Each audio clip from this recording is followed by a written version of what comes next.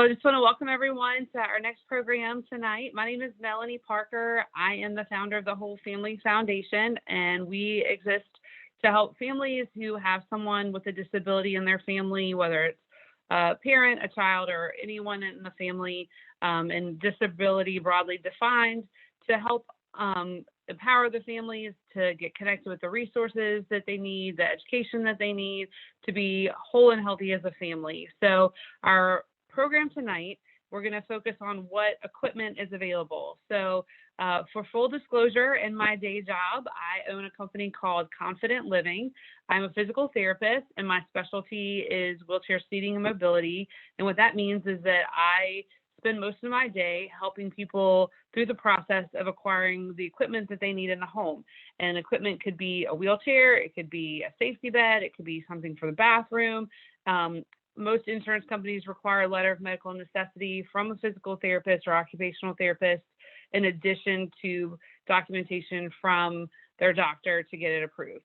So what we're going to do is I'm just going to kind of go through lots of categories of equipment, and it's going to be a very broad overview. I'm not going to go super deep into anything.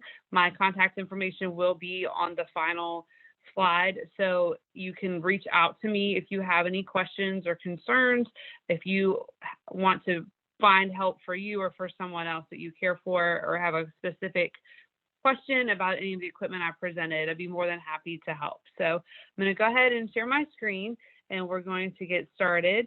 I'm going to show you my presentation of what equipment is available. So we're going to get started, and we'll save the questions for the end. Okay? All right. So just some objectives are to introduce various categories of household DME or durable medical equipment for mobility and ADLs, which is activities of daily living. So those are the things that you do every day to care for yourself. To identify different types of manual and power mobility devices and the pros and cons of each.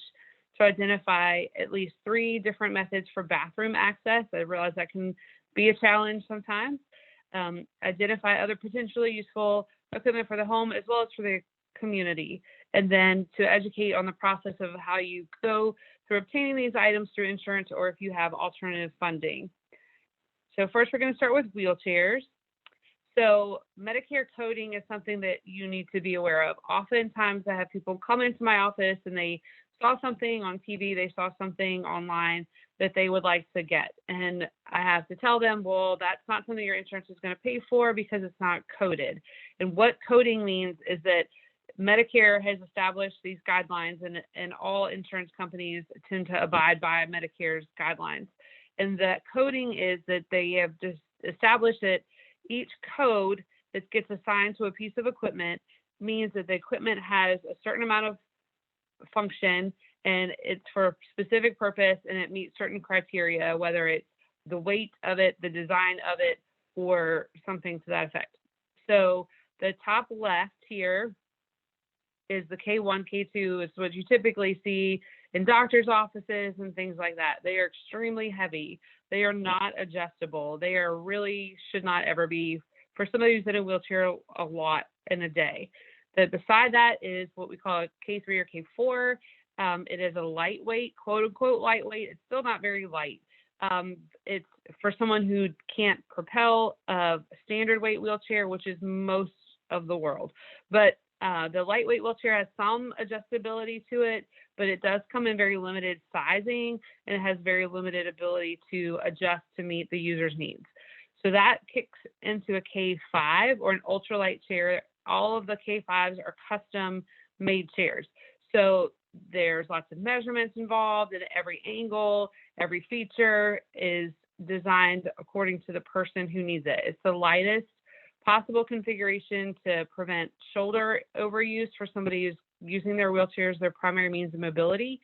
The size configuration has to, for insurance to pay for it, you also have to say that the size configuration that they need is not available on a lesser chair, because you can do like 1-inch increments and things like that. You can't do in a lightweight chair or less.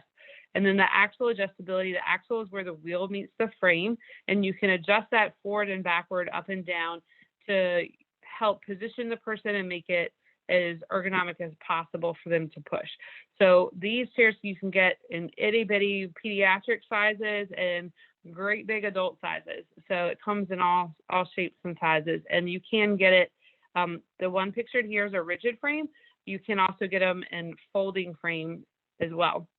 The next kind is a manual tilt and space chair. This is going to be for somebody who most often is not able to push themselves and they lack the ability to use a power chair. So this is for someone who's totally dependent with their mobility. They cannot shift their weight on their own, so they need somebody else to do that for them through tilting the chair back to get the pressure off their bottom so they don't get a bed sore from sitting in the chair too long. Also, tilting back like that allows for gravity-assisted postural control. You know, as we sit up for long periods of time, we all tend to slouch or rotate because it's a lot of work to sit up straight. So this allows gravity to keep you back in the chair. You can configure this sometimes to have the person push short distances, but it's not very functional. So some transportation challenges with this is that typically the chair doesn't fold down. There is one on the bottom right that if you take all the seat components off of it and everything off of it, you can get it to fold down, but it's going to take a while to put it back together. You can also add recline, which is where the angle between the seat and the back gets increased. So that helps to offload the pressure on the bottom for preventing those wounds, but also helps to stretch the hip flexors on the front of the hips, as well as help with back pain and things like that. So it really can be very helpful because you can essentially lay the person down. So you can change them in the chair, you can catheterize them in the chair, so you don't have to transfer out, which can be super helpful. If the big wheelchair, they can't push the chair, you don't want the big tilt and space chair, there is the stroller style chairs. So they collapse kind of like a baby stroller would collapse. They collapse on themselves. So they can be super useful, especially for quick outings, or if you don't have a wheelchair van, that you can fold and then unfold, and it can be really lightweight and portable for families to use. They do go up into adult sizes. So it's great if you just want to put them in, take them out. You can add as much or little support to the body to keep you in a straight posture as you want to, but that does make it more cumbersome to fold. So these types of chairs can be funded directly as a primary chair through insurance. Some Medicaid programs will also say you get the tilt and space chair or the power chair or whatever, but you don't really have a means to transport it. Typically, if you wait a little bit of time, you can then come to your insurance and say, hey, we need this as a backup chair. For when the power chair is not operational for whatever reason, or for a quick outing, or for when family has to transport and a wheelchair van is not available, then this is a great option. Or you can use this if you have waiver funds as a backup chair, you can typically do that as well. So back to the ultralight wheelchairs, you can have rigid at the top and you can have a folding frame at the bottom. The folding frame is more what you think of when you think of a wheelchair. It collapses wheel to wheel, but there's also rigid frames for people who are in their chair a lot. The nice thing about the rigid frame is it's very stable. It's typically lighter. You have less pieces and parts to get loose or need to be replaced, and it diminishes the amount of vibration that goes to the user, which is really helpful for managing pain and spasms. So the downside is that the front part doesn't swing away. So it can make transfers a little bit more tricky and storage a little more tricky. These do fold. The back folds towards the seat and the wheels come off and stow under the seat. So it makes more like a suitcase kind of box amount of space for your chair to go in a car versus the folding frame at the bottom. You can swing the legs away, fold it the way you would think to fold a chair, which is sometimes more intuitive for a caregiver, especially when there's multiple caregivers involved. And then it makes more of a tall, skinny box to go in your car. So they do tend to be a little bit heavier and obviously less durable because you have more moving parts. So it's not ideal for someone who has lots of tone, where there's a lot of extensions and body movements, because that can wear out the hardware a lot faster. So if you don't want a power chair, if you need something that is portable, you need something that can go in a car, you can't transport a power chair, but you can't push the manual chair, or there's a progressive condition and you're not ready for a power chair, either physically or emotionally ready, then the power assist can bridge that gap, which is fantastic. So there are ones that are like in the top here that go on the wheel, and then there's ones that mount on the back of the chair. The ones that go on the wheels, they stay with the chair. You can transition and put just a standard wheel on the wheelchair, but they are cumbersome to switch out, versus the ones that go on the back. They just pop on the back. This has got a tension bar here, like a toilet paper roll. For a folding frame, if it's a rigid frame chair, there's a bracket that just stays there and you can hook it on, take it off. So it's essentially like cruise control. Or if you think of a wheelchair that's going downhill, the person doesn't need to push, they just need to steer for when they're using this rear mounted style. For the ones like this, some of them do have a feature, that cruise control feature, but for the most part, it's accentuating the person's push. So instead of maybe 10 pushes to get across a room, it's 2 or 3. So you're pushing less, but you're still pushing. So those are some options that are great to help bridge the gap between power and manual chairs. So you maintain your portability. You can push when you're in the house. You have, when you go out to the parks or where the mall, then you have something that will help you with your limited endurance. For insurance purposes, they do want the person to have been using a manual wheelchair, for at least a year, and some insurances require having been an optimally configured ultralight chair. Some just say 1 year. Typically, other qualifying things is some worsening shoulder pain or issues with your shoulders or limited ability to push the chair. So this is a great technology that can help bridge that gap. So then we're starting into power chairs. Just like there's K codes for manual chairs, there's group coding for power chairs. So group 1, group 2, group 3, and group 4 are the categories. So group 1 is kind of like your scooter, like here at the top. Lightweight, comes apart. A lot of them will, but you need to think about scooters have a very large turning radius. So they have to go the whole length of the size of themselves to come back around, to turn around, or you do like a lot of turning and it takes a lot to turn around.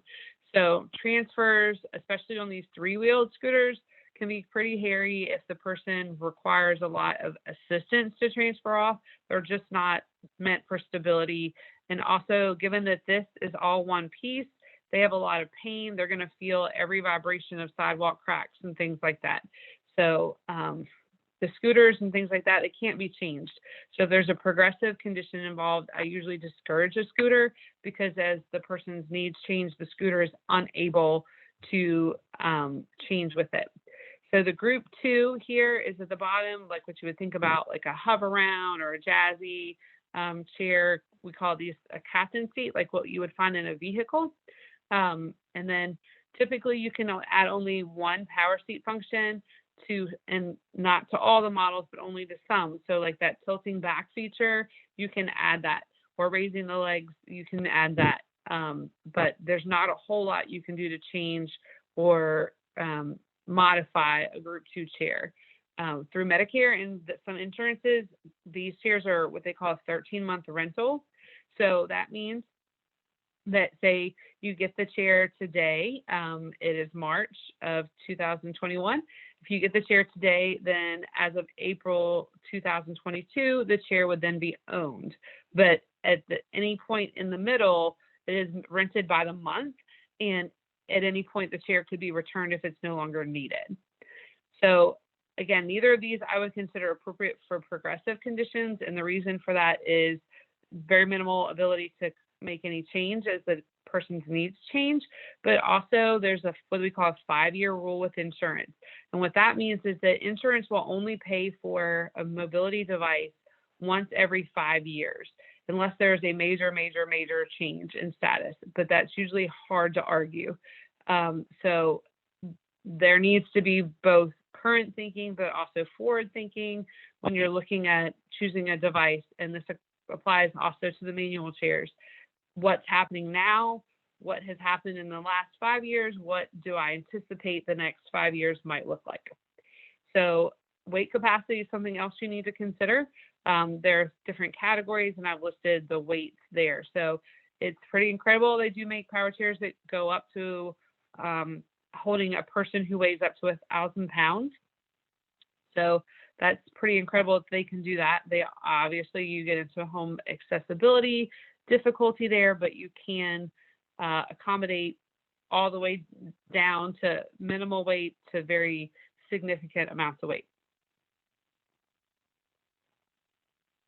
I'm going to go forward on this slide, and then I'm going to back up. So we're going to talk about power seat functions. I just wanted to clarify what I mean when I'm saying these different ones.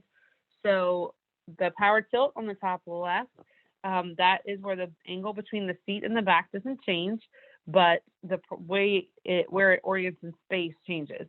So what that does is it transfers the weight and the pressure from down through the spine to the bony parts of the buttocks and the legs to back to the back. So the offloads that pressure, helps open the chest for better respiration, all those things. Also, if you fatigue and slide through the day, then tilting can help get you back.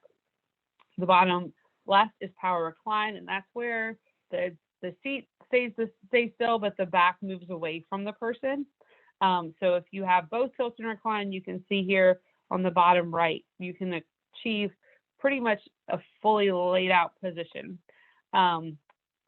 Seat elevation is a great function, available only on the group 3 chairs and limited on the group 2 chairs. It is not a feature covered by a lot of insurances, unfortunately, but it is very useful, obviously, for reaching things that you can't reach when you're sitting down all the time. Can help with transfers and reaching into shelves and refrigerators and all kinds of things. So it's super helpful, but again, not always covered. So, and then over here is another option. So I just want to show you, this is kind of like power standing, but it's also what we call anterior tilt. So if over here on the left is posterior tilt, where you're going back, you can now sometimes add the seat elevator with anterior tilt and create this posture. So it becomes more like the recliners that lift you up. So that's fantastic. So group 3 is more sophisticated based on electronics, lots of programming ability. You can adjust the speed, you can adjust the acceleration, the turning rates, you can adjust a lot about the chair to make it very specific to the user and their needs. Typically through insurance, you need a neurologic diagnosis for insurance to cover this, or you need to rule out the group 2. You need to say they need tilt and recline for whatever reason, and therefore you can't do a group 2 because you can only do one seat function on a group 2.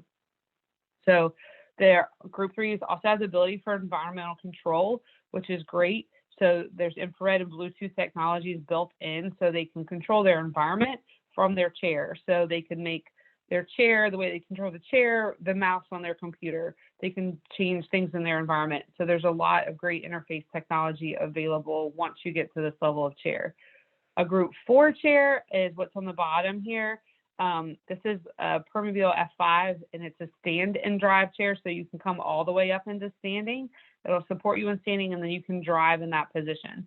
So there are a couple of group 3 chairs that will do this, but they are limited in the models that offer that. But group 4 chairs typically are not covered by insurance, depending on the insurance, because they have upgraded motors and things like that, and they're more for designing to drive outside. And because anything designed specifically for outside use, typically insurance won't fund, because they're only interested in funding for your safety in the home. So again, those are the seat functions that we discussed. So when it comes to power wheelchairs, there's 3 different types of what we call bases, and that's what's under the seat. There's front wheel, mid wheel, and rear wheel. And so you can see it depends on where the drive wheel is. The larger wheel that drives the chair is either the front, the middle, or the back. So here's some pros and cons of each of those. So front wheel does great outside, because you're just like your front wheel drive vehicle would. It's great at 90-degree turns. So somebody has a narrow hallway and they have to make a tight turn into their bedroom, it's going to do that really well. It does have a larger turning radius or amount of space it needs to turn around. And it can be harder for a new user as most of the chairs behind them, so they have to be aware of that. The midwheel does have the smallest turning radius. It's a little bit more intuitive because you're turning relevant to your own body. Some difficulty with getting over obstacles because of smaller wheels up front, but they've come a long way with that in newer times. And then the front caster, the little wheel, if I go back, the little wheel here in the front sometimes gets in the way with people with transfers on the midwheel. And then there's the rear wheel, which honestly, there's not many folks that make that anymore. It does fantastic outside, but it requires a significant amount of space to turn around, and it's not very intuitive to drive at all. But usually I've found most of the people, when they get in a rear wheel, it's very difficult to get them in anything else. They really want to stay with that style of driving. So here's a couple unique power chairs. I just wanted to show some of the unique things as we look at all of these. So the little one here on the left, this is a Permobile. This is the Explorer Mini. So this is designed for a very, very young child, a year old or 18 months old. So at the age where they should be really exploring their environment, and that's so great for learning and development and cause and effect and all of those things. It's a very simple control. So the kids learn cause and effect. If I push it, it moves. If I push it this way, it moves this way. And they can really interact with their environment in a safe way. So if somebody's going to not be walking for a while and they're not at the age or the strength that they could push a manual chair, we would strongly encourage power mobility as soon as possible. It's so critical for learning and development. This other chair here is the Permobile K450. It's unique in the way that it sits, and then it will actually lower down to the ground so that the child can perform independent transfers. They can get in and out on their own, so they can interact with their environment at a high level, a lower level, or on the floor. So that's fantastic. Amy Systems has another system called Latitude that does the same thing. It's for a little bit higher weight capacity. I think it goes up to, I want to say 200 pounds, and the Permobile goes up to 125. So when it comes to power mobility, a lot of people that I see, I've seen people with intellectual disabilities and cerebral palsy and group home settings and lots of things who come to me in a Tilton Space wheelchair, and I see that though they are cognitively impaired, they do have abilities to interact and follow directions. And so my question is, why aren't they in a power chair? And I feel very strongly to advocate for someone to have independent mobility if they have the capability to do so. So people think, well, they can't use their hands, so they can't drive a power chair, and that's just not true. If you can move it, you can use it.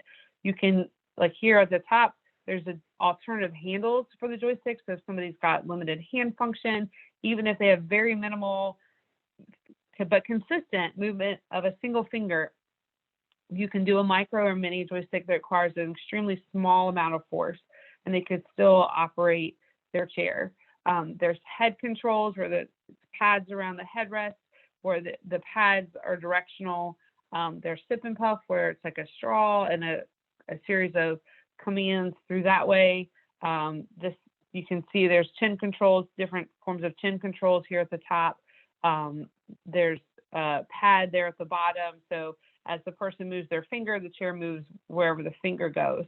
Very minimal movement required. And then on the bottom right is an eye gaze. So it's like an iPad. You can kind of see there's arrows around the square of the screen. And so with eye tracking, they can, they basically see through the iPad or the device like an iPad. I think it's a Surface Pro, that they see through into their environment, and then it tracks their eye movement, and they can, the chair will go wherever they're looking. And then if you look away, the chair will stop.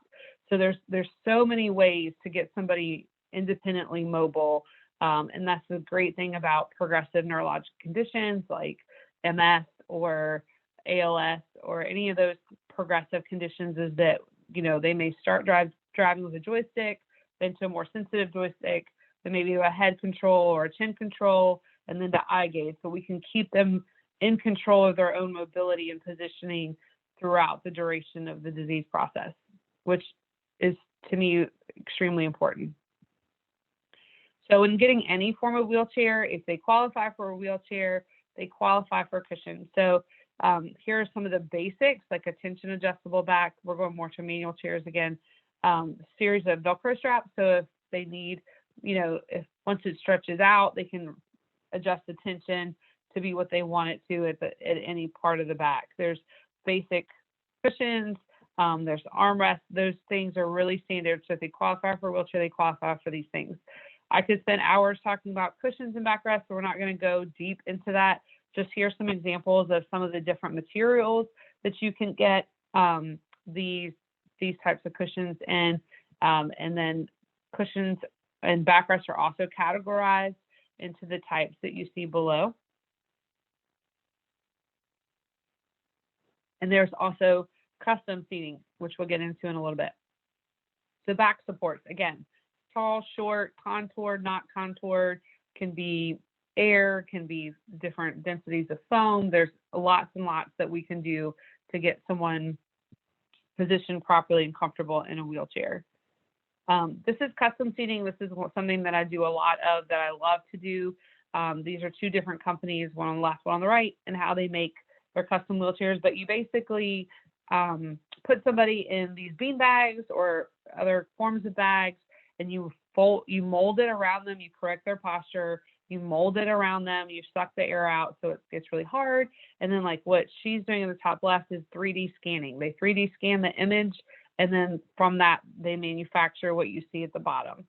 So you can do a lot with some really complicated shapes. So this is really important for people with really bad scoliosis or complex body shapes, a lot of asymmetry in their body, a lot of tone, and or people with chronic wounds that they've tried the air and they tried things and they just can't seem to get ahead of it. That you can do a lot with the custom seating to offload those problematic areas.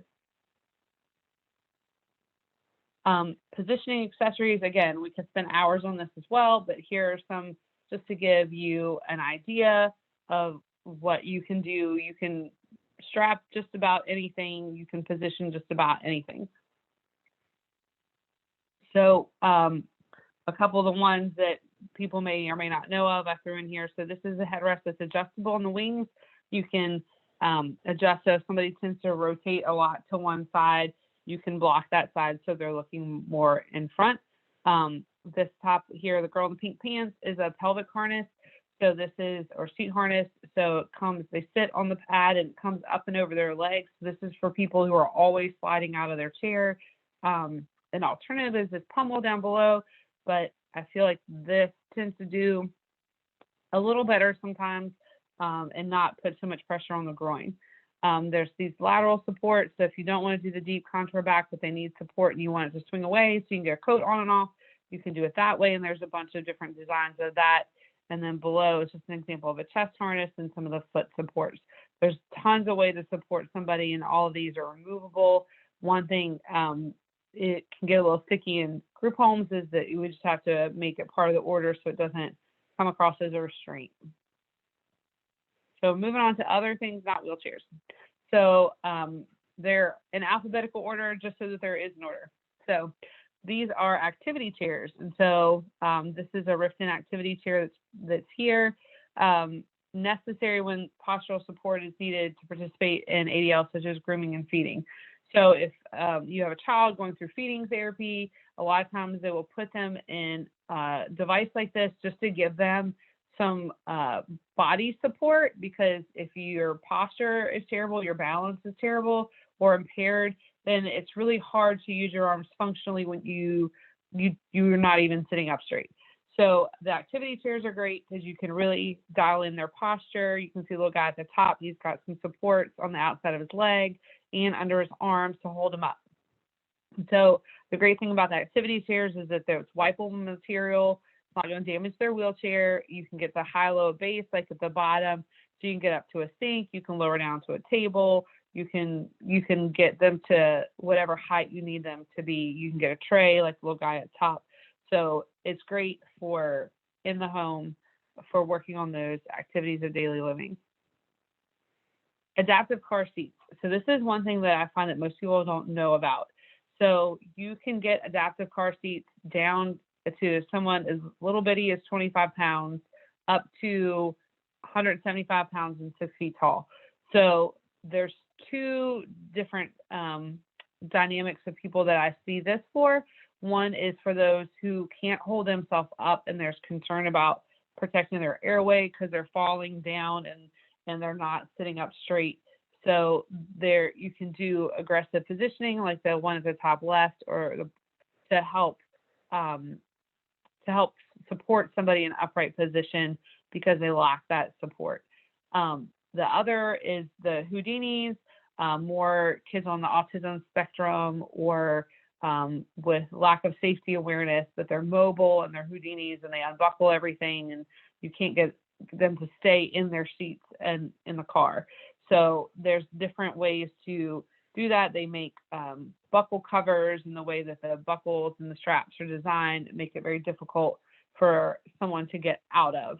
But so it keeps them safely restrained in the car so that the driver can focus on driving, the person stays properly restrained, and you're not worried about them hurting themselves or anyone else while being transported.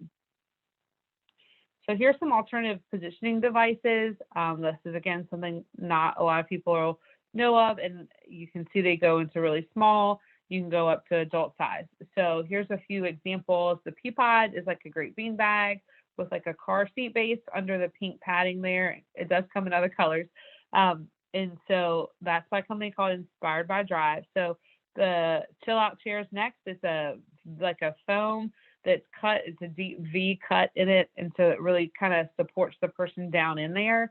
And you can get it with an ottoman. You can also get it on a roller base, and you can also get that one where it rocks. So for someone who likes to rock for that sensory input, the chill out chair is great because it's deep hugging support, but they can still rock and move themselves. The tumble form on the right is just another device to sit on the floor. So this is alternative positioning. Get them out of their wheelchair, give them a break, but they still need some support, but they want to interact with their family or their peers in a different kind of environment just to stretch out and experience a different sitting surface. This is great. Some insurances, I will say, have gotten really particular in saying that they have funded a wheelchair for their positioning, and this is a duplicate device or an unnecessary device. So we are fighting insurances on that. But again, if you have waiver funding, it's a great option for that. All right, so moving on to the bathroom. So bathroom access, there's lots and lots of ways to get in the bathroom. So there's your typical tub transfer bench, like at the top here. This is a sliding transfer bench, so it's slightly more expensive, but it decreases the friction of scooting over into the tub. And this one also folds. So if other people use the same tub, then you can do that. I'm going to see if we get these videos to work here. They're not working. So, okay, well, sorry, my videos aren't working, but if you go to newproducts.com and then look under products, this is a tub slider system, and this is a shower one. So this is their Lucky base. It's an adjustable mesh top on their transfer system. So this piece here on the right. So can you guys see my arrow? Okay, great. So this piece stays in the tub, and these suction cups here press against the tub surface, and so it's very stable. So this piece here on the rolly base goes into the room, and here it would be more of a standard seat, but it goes into the room, you transfer the person onto it, or they transfer into it. It can go over the toilet, and then there's a bridge here. So what you do is you park them next to the tub, and then this piece is already in the tub, and then you click the bridge in. There's a release button right here on the side, and then this top part slides all the way over. And then you can undo the bridge, and then you can close the shower curtain, because that's the problem with these, right, is you can't close the shower curtain and water gets all over the place. So with these new product systems, and there's Shower Buddy makes another system, Rifton makes a similar system, but I like the new products because it's very modular and they're really great about customizing the bridge length and doing some other creative things. So this one over here, sorry, it's not showing up. It is the same thing, but reversed. So if you imagine this, instead of facing towards us, if it was facing to the left, so then with this one, you roll the person in, the bridge attaches down here, and the whole base rolls backward into the shower, and the base here rotates so that they can go from facing this direction to facing this direction in the shower. So if you look at this gentleman, he went back into the shower and the caregiver rotated the base, so now he's facing the shower head. So there's some really creative ways if you can't modify your bathroom because you rent or you just can't for whatever reason. So here's a couple other options. This is a mesh adjustable base that's kind of like, if you're my age or older, the chairs we used to suntan in that, you know, kind of clickety-clack the top and then adjust it, and clickety-clack the bottom and adjust it. So you can adjust the knee here and the back here to be the angle that you want it to be. So these are also devices that, like the new product, this is a rolling, self-propelling version of the new products, so that you can put the person over the toilet and it also works in the shower. So it's dual purpose. For those who love to just be down in the tub, so kids who are very sensory oriented, but maybe they're difficult to transfer, or adults who have a lot of joint pain, or adults with spasticity that really just want to get down in the tub, but they can't get back up out of the tub. Then there's back lift. So here's one that fits down in the tub, and it's this compact. This part can fold as well. And you use this remote, and then you can come down into the tub, and you recline all the way back. When you're done, unrecline, come up. Now you're level with the edge of the tub, and it's a side transfer, just like the transfer benches before.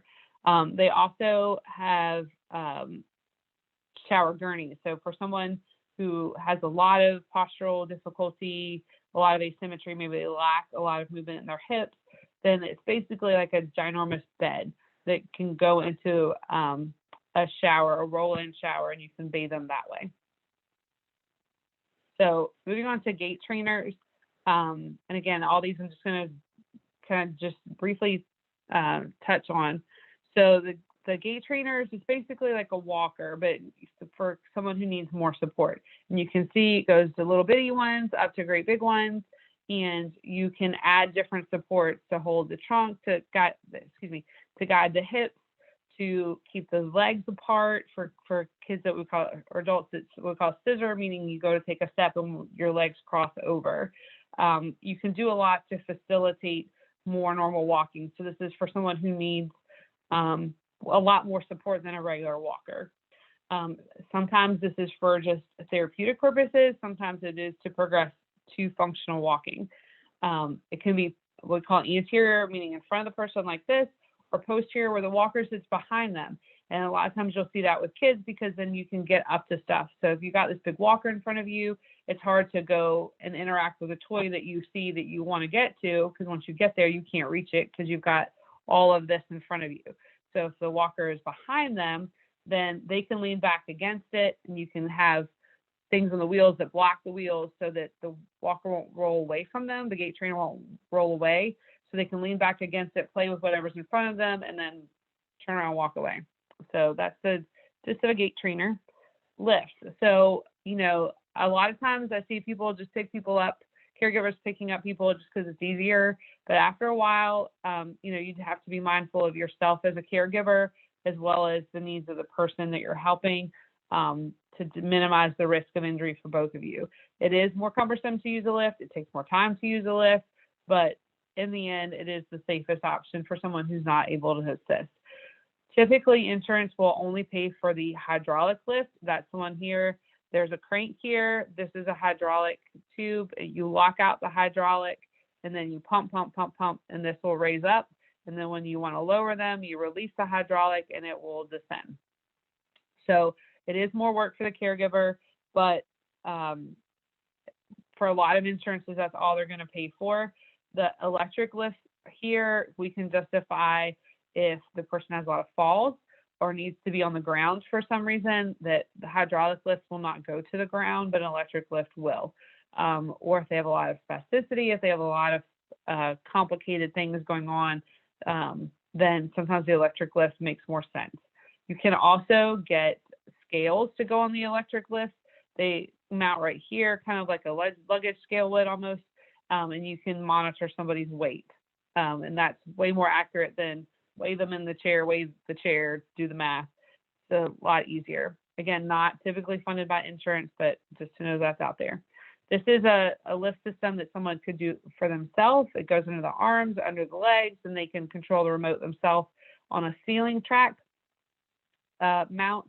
This is one, if you can't put it into the ceiling for whatever reason, this is a barrier-free. So, it's barrier-free, so it goes over the person. So if you imagine their bed here and their wheelchair here, then it creates a frame over that. And so it's still a track mount that you can go straight from the bed to the chair without modifying the home. So this should be, though, available through those home modification waivers, if not funded by the insurance. The nice thing about the ceiling tracks, though, like this gentleman, is that you can do multiple tracks. So over time, you can add tracks so that you can take them from the bed to the bathroom to another room, just through the same track mount through the house.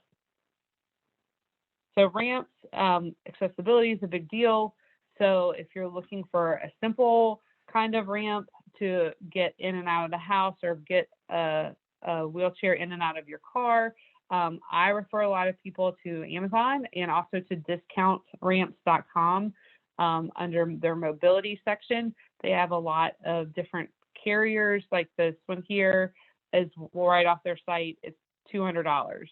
So if you have a hitch, it's great. You don't have to take your scooter apart. You don't have to have an accessible van. You can put it on the back, and they work great. Just a tidbit, I always tell people there's always a 10% off code somewhere on the Discount Ramp site. So if you're going to use their site, certainly look for the code. These are door threshold ramps that a lot of people don't realize that they can do, and they're struggling to get a chair up and down a door threshold.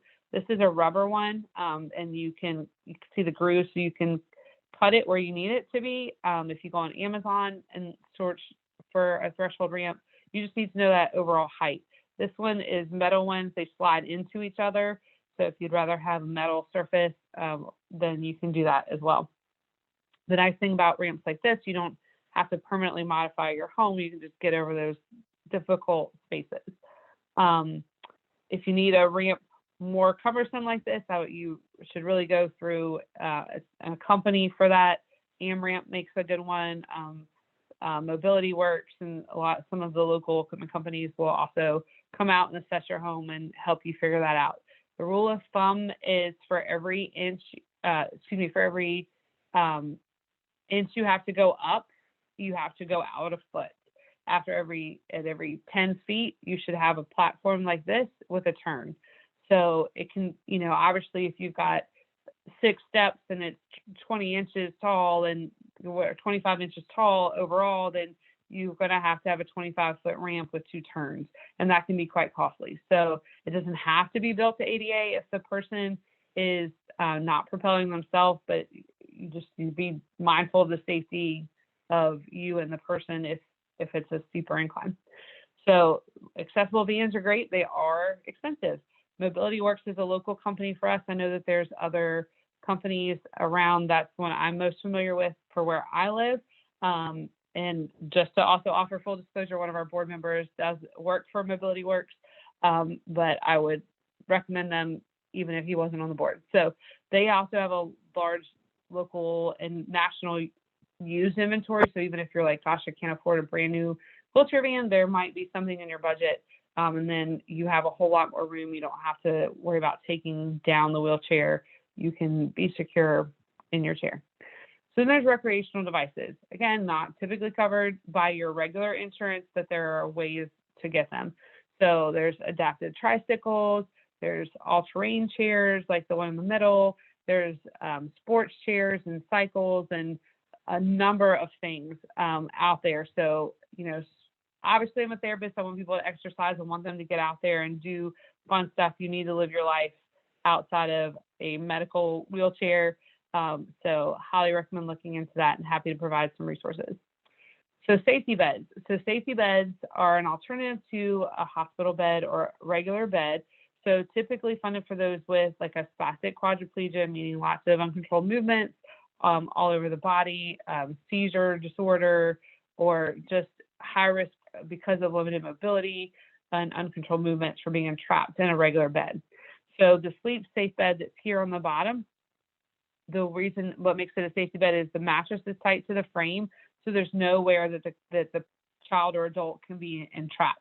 They can't get stuck between the rail and the mattress, and they can't hurt themselves in any way. You can get padding. You can have the inside, the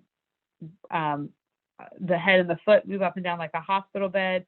You can do lots with these, so they kind of a crib day bed / hospital bed type of design. So there's that kind. And then the other side of the spectrum is for those who have poor sleep hygiene. They get out of bed. So autism, Angelman syndrome, other intellectual disabilities. So maybe a lot of self-stimulation, hitting their head on things, self-abusive behavior, getting out of bed, getting into things, trying to get out of the house at night, where you're really concerned about the person's safety. Then there's other forms here. You can certainly do the sleep safe bed or variations therein.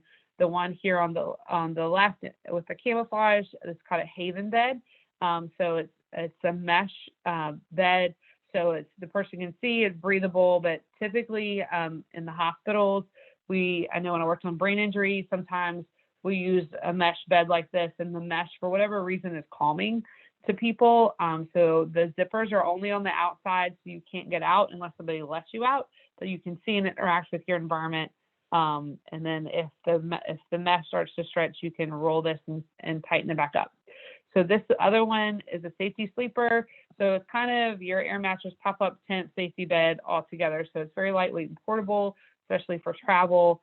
So you can still monitor the person inside. I believe there was a video with this one that was like an NFL player trying to get out of it. So, and he couldn't. So, obviously they're pretty durable. So those are some options if you're really concerned about the person, your loved one's sleep.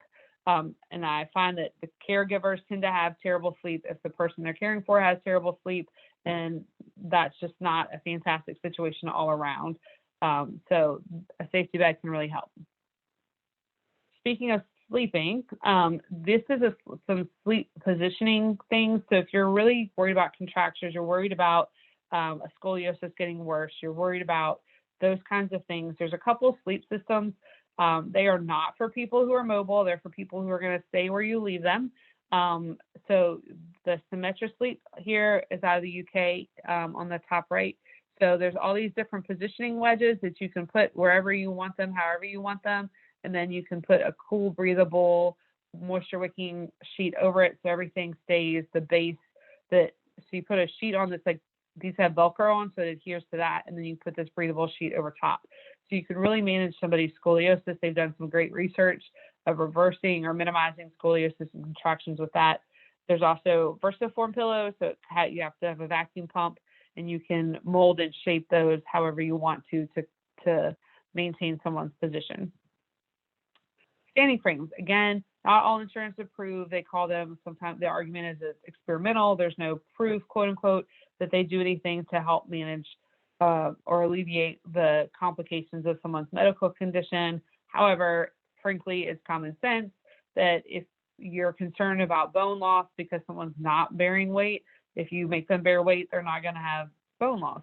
If you don't stand and stretch out all, your hips and your knees, you're probably going to get tight. But if you stand and stretch out your hips and knees, you're probably not going to be as tight. So if you sit and your abdomen's crunched, you're going to probably have some bowel elimination issues. But if you stand and elongate, you're probably not going to have so many issues. So those are the reasons that we encourage standing. So you can have a static or a dynamic stander. The first two here are static. The one on the far left with the gentleman and the khakis is a strap stand by Easy Stand. So you can put the strap around you and they can do it themselves directly from their chair. The one next to it is an Evolve, and you have to transfer into it. You probably would need someone to help you, or have to have some decent balance and dexterity to do that yourself. And then the third one is a glider. So you can get in, it's like the second one, but you can work it like an elliptical. And so they can get a little bit more hip extension, get a little bit of a workout in there. And then the far right one is an example of a pediatric stander. It's called a meerkat. So this can be static or dynamic. So I really like this one that supports the child from the back. And you can have as many straps as you want. As they improve in their balance, you can take the straps away or lower them. And then you can add a piece to the bottom of the base that makes it rock. So they can rock themselves left and right, forward and back. And then, they're working on a lot of core strength and trunk control, sensory stuff, but all, safely, they're not going to flip it over. So there's prone and supine standers, and prone just means that the support is in front of them. So they're more like laying on their belly sometimes. And supine means the support is behind them. So they may start more like laying on their back and work their way up. So if you hear those words, that's what they mean. But that's the gist of a standing frame. So where do I get this stuff? So here's a couple of sites for some basic uncovered, non-adjustable items, or things that I've talked about may or may not be covered. Some of these sites have great Gidget, Gazmo-y kind of things to help with day-to-day stuff. So there's some great sites to check out. There's lots of local equipment companies that will help you go through insurance. There's some discount medical supply stores, but most of those are cash and carry. For the recreation stuff, again, highly encourage looking into some form of adapted recreation, whether it's a child or an adult, because we were made to play and you were made to move. So Sportable is a fantastic nonprofit organization. You can find them at sportable.org. They help athletes of all ages and abilities, and they have quite a variety of sports that you can get involved in, and they help you get the equipment that you need to do the sport.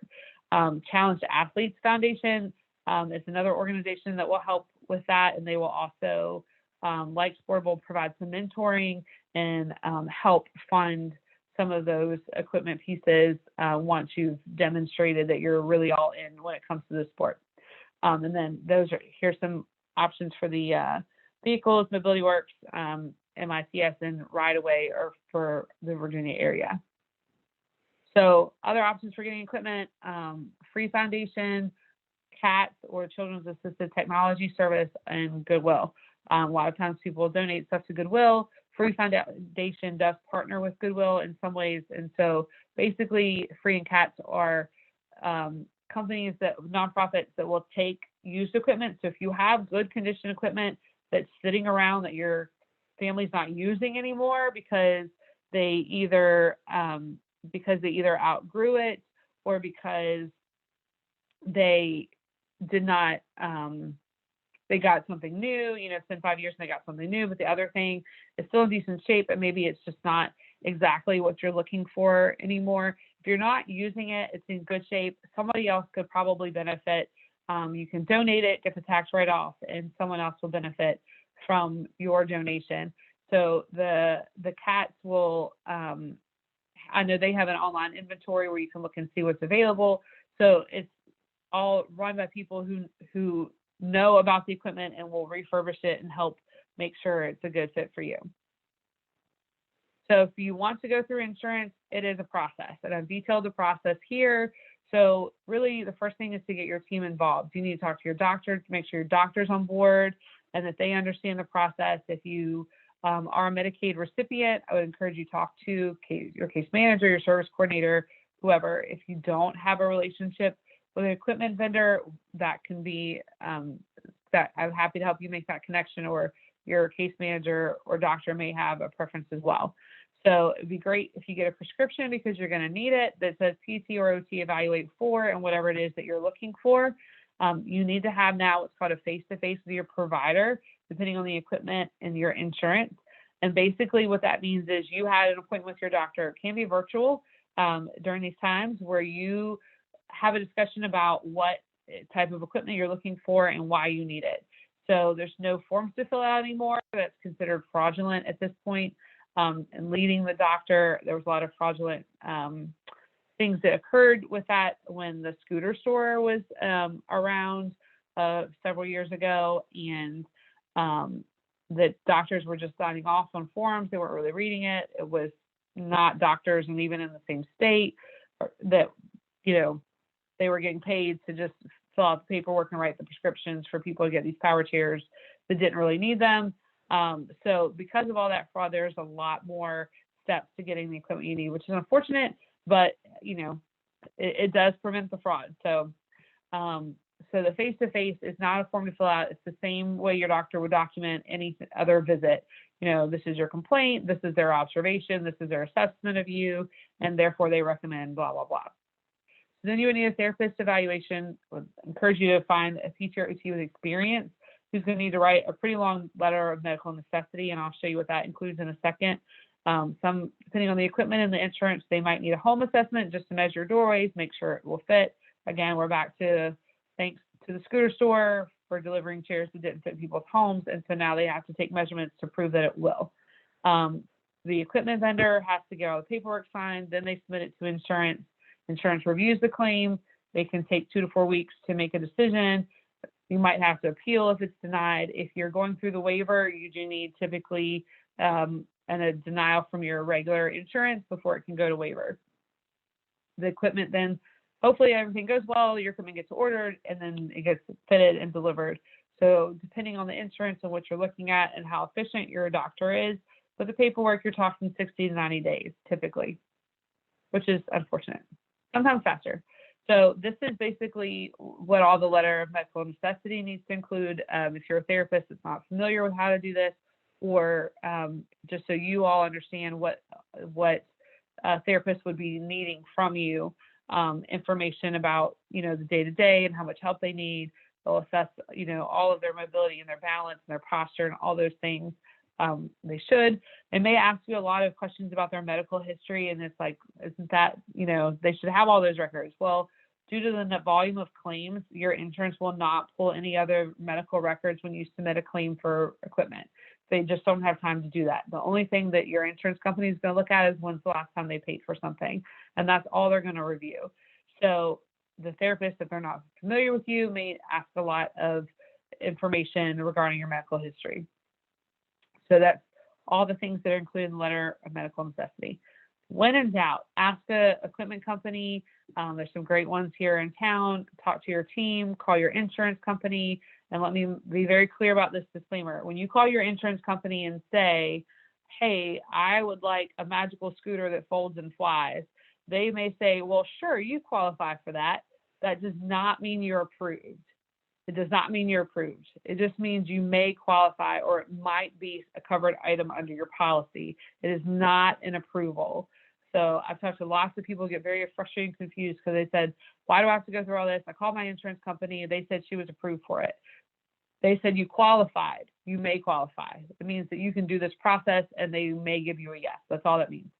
So talk to your doctor, talk to a physical therapist or occupational therapist. That's my contact information at Confident Living. You're welcome to call or email me questions if you have questions about what equipment might be best for your situation. All right, and that is it. So anyone have any questions? And again, you're welcome to email me questions or thoughts, concerns if you have them. I have a question. Sure. The bath seats that you were showing, the one that had like the recline back and all that stuff, the little blue one that kind of goes in and then leans back. Is that something that, huh? This one here? Oh, hold on. I clicked out of the screen. No. The little, it goes down into the bathtub. The top right corner. Yeah. Is that typically something that's covered by insurance? Like, I know some of them get favoritism over others. So sure. I'll tell you that Medicaid policies vary wildly as far as what they will pay for and what they won't pay for. So it's one of those things that it's always worth the ask if you feel like it would be beneficial. I will say that there's not really positioning supports or straps on this to help somebody stay in the chair. That can always be added or modified. There's always a creative way to do that. But yeah, typically I have had them funded, and sometimes not. But when not, I found the best price on Amazon. Okay. So, yeah, I think that would be really good because right now Evan's pretty much in like he uses like a bumbo seat basically in the tub, and it works fine for him. But he's eventually going to grow out that. But he likes to sit and play and be in the tub. And I used to have one of the mesh like lawn chair looking like bath the pink seats. one here. Yeah. Yeah, and it just he couldn't get in the he couldn't get down in there, and it's not real functional. And it's huge. So yeah, they're pretty big. Doesn't save much space in the bathroom. Sizes. Right. Yeah, but they do. I have had the lift approved. I have not tried to get a lift for a child. I've not had that question. I'm always willing to try. Not to be funny, I saw one at Cats not too long ago, and I was like, "Oh, did you really?" You know, I can't go there and not come home with something. I came home with a tricycle last time, so that's all right. But you made a great post out, so it's fine. Any other questions? All right. So let me go back here.